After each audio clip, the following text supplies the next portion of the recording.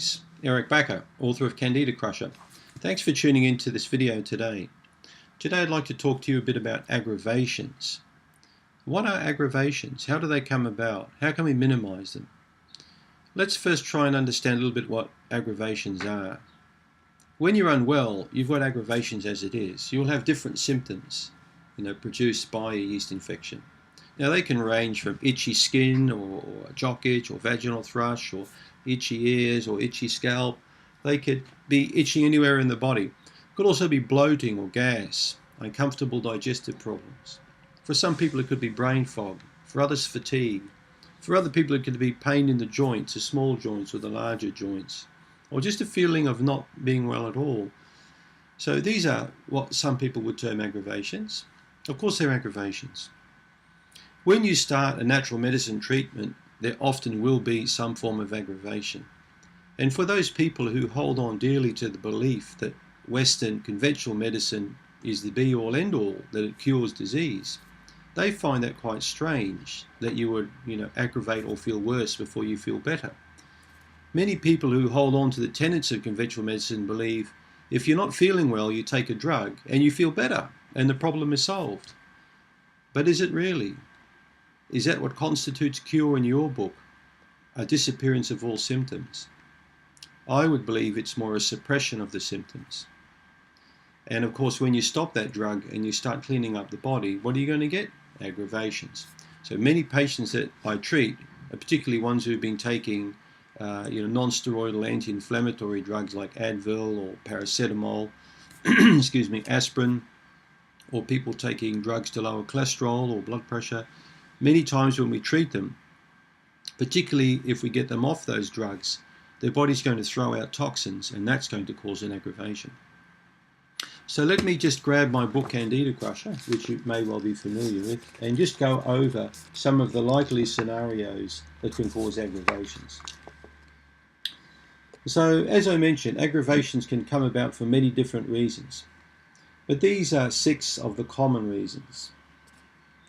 Drug side effects that we call iatrogenic disease. Well, we just covered that really. So when you take a drug, it's going to suppress the symptoms.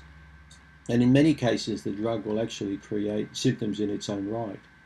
We call that iatrogenic disease. For example, patients I know with psoriasis, a skin condition, may take a drug called methotrexate. This drug is known to cause itching and skin problems, feeling of tiredness and headaches and digestive problems. Certain types of pharmaceutical drugs to lower blood pressure we call beta blockers, has also been known to cause skin itching in about 25% of patients who take them. So many different drugs cause iatrogenic disease. Antibiotics, when taken, can cause a yeast infection, which is a disease in its own right. Coming off any medications or detoxing from pharmaceutical drugs, well, we covered that a little bit as well. So when you come off a medication and you clean the body up, you're going to experience discomfort we call an aggravation. Don't confuse aggravations from coming off drugs to aggravations being produced when you clean the body up from Candida, from die-off or Herxheimer reactions. They're entirely different. So it's easy to get confused there. A change in diet after commencing treatment. When you change your diet, you're going to experience some type of aggravation if you've gone from a pretty crappy diet to a healthy diet. If you've lived on takeaway food, Coca-Cola, ice cream, donuts, foods like that, and you decide to clean up your act, you're probably not going to feel too well for a couple of weeks. It's no surprise. All that hydrogenated fat, sugar, excess salt, colours, all the rubbish and chemicals in those foods, the body's going to throw those all out. They're all toxins to the body, so it's going to detoxify. Especially if you start drinking fresh juices and eat a high quality, high protein diet with good lean meats, lots of fresh organic produce, you're going to clean up and you're not going to feel too well. If you've cut down from 7 coffees a day down to 1 per day and then cut the coffee out, you're going to feel not too good. So these are aggravations with a diet change. Combining several different treatments, drugs and dietary supplements all at the same time. How many people watching this video will be taking the oral contraceptive pill or maybe Advil or a drug like that regularly and taking a B vitamin or a multivitamin or an omega-3 fish oil, you need to be careful when you combine drugs and supplements, because you can get yourself into a lot of hot water and create additional symptoms and aggravations. Improperly combining drugs and natural medicines at the same time. For example, you'd have to be careful if you're taking a blood-thinning drug called Coumadin or warfarin and taking lots of fish oil. Not really a flash idea, particularly if you're going to be on a diet that's also going to have your blood a little bit on the thin side. So you need to be careful with certain pharmaceutical medications with dietary supplements and herbal medicines. Talk to your naturopath or doctor about that. They'll give you more information. Cleansing reactions of the body after commencing natural medicine treatment. Oftentimes this will be drug residues clearing from the body.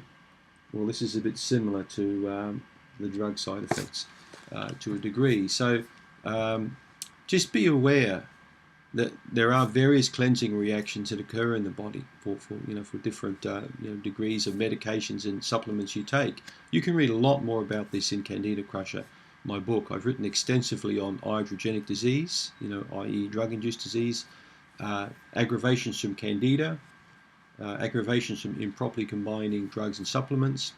So if you're educated in that area, it could save you a lot of discomfort.